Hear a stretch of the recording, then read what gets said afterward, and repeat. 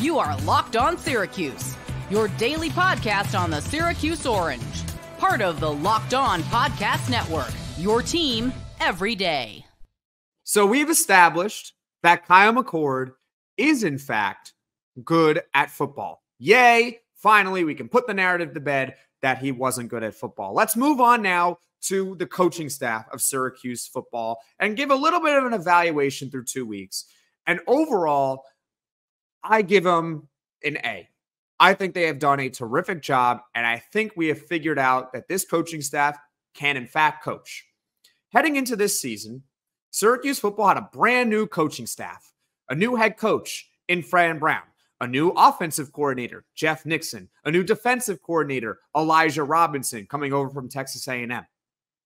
Okay, brand new coaching staff, the big three, the head coach, the offensive coordinator, the defensive coordinator, all new, brand new, all right?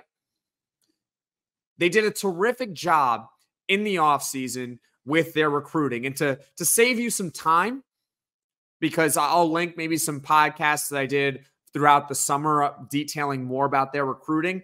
But to summarize it quickly on this podcast, their recruiting is better than it's ever been for Syracuse in about 2 decades. Okay? What they are doing hasn't been done in about 2 decades for Syracuse football in terms of where their recruiting classes have ranked and what type of kids they're actually getting from high school. Plus, on top of that, they did a terrific job in the transfer portal, evidently, getting a guy like Kyle McCord, Fadil Diggs from Texas A&M. Well, all he is doing is leading the nation in tackles for loss. He's really good, too. So the coaching staff we knew can recruit. We knew they can get talent. But the question was, could they actually coach? And I think we have our answer, and that is yes. Yes, this coaching staff can, in fact, coach. Let's talk about the clock management at the end of the first half versus Ohio. Fran Brown smartly using his timeouts to preserve clock at the end of the half. Syracuse ends up having about a minute to be able to drive down the field against Ohio. And guess what? It seemed like everyone was prepared and that everyone was on the same page. And yes, that's a credit to players, but it's also a credit to the coaching staff of drilling in situational awareness. Everyone knew on that drive what they had to do. Shout out to Jeff Nixon for calling a terrific game, or for having a terrific game plan for what to do in that situation. It was essentially a 1-minute drill. And guess what?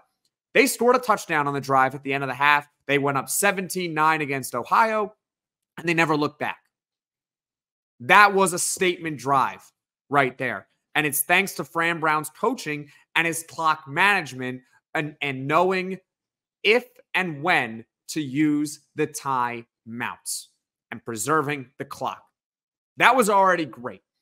But there was obviously a glaring weakness with Syracuse after week 1. Big weakness, because they won pretty handily over Ohio. I think the final score was, 38-22? They handled them pretty well. Offense was good. Defense, I thought, was fine, but there was just one problem. They gave up 250 rushing yards to Ohio.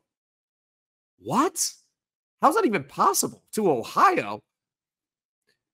And all week, I had the confidence that that wasn't going to happen again. Even to a team like Georgia Tech that can run the football really well, they weren't going to give up 250 yards. Their performance was an outlier.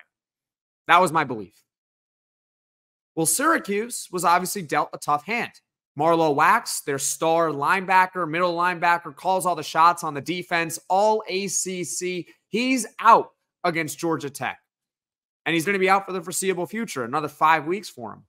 So how is the defense going to adjust against a team that is averaging, or to that point, have been averaging 200 rushing yards per game? Well, Elijah Robinson, the defensive coordinator of Syracuse, had a brilliant idea. He essentially switched the defense, which is normally a 4-2-5, which means 4 down defensive linemen, 2 linebackers, 5 players in the secondary. He switched it to a 3-3-5, which is what Syracuse has been playing in the past with prior defensive coordinators and everything. 3 down defensive linemen, 3 linebackers, and 5 secondary players. That third player was Fadil Diggs, normally a defensive lineman, and it worked like a charm.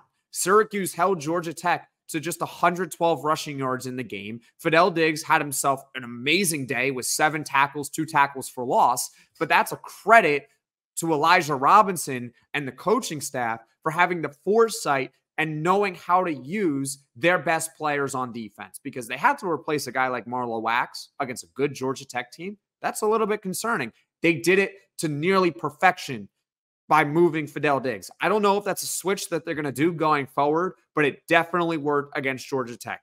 So we have our answer. They have proven that they can manage a clock well.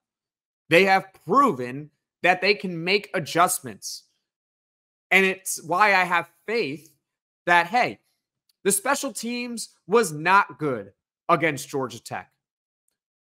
But I have full confidence that come Stanford on Friday, they'll be able to fix those issues. There won't be a block punt, a block field goal, and a missed onside kick all in the same game. It cannot be any worse than what it was against Georgia Tech, and it's probably the reason why they're not ranked right now. Because if they beat Georgia Tech 31-21, I'm pretty sure they're in the top 25. But they didn't. It is what it is. But I have full faith that this coaching staff can figure it out. They can solve the special teams and play a complete game next Friday night against Stanford. So we've established Kyle McCord is really good, and the coaching staff, they can recruit well, and now it seems like they can coach together really well. Obviously, very encouraging stuff.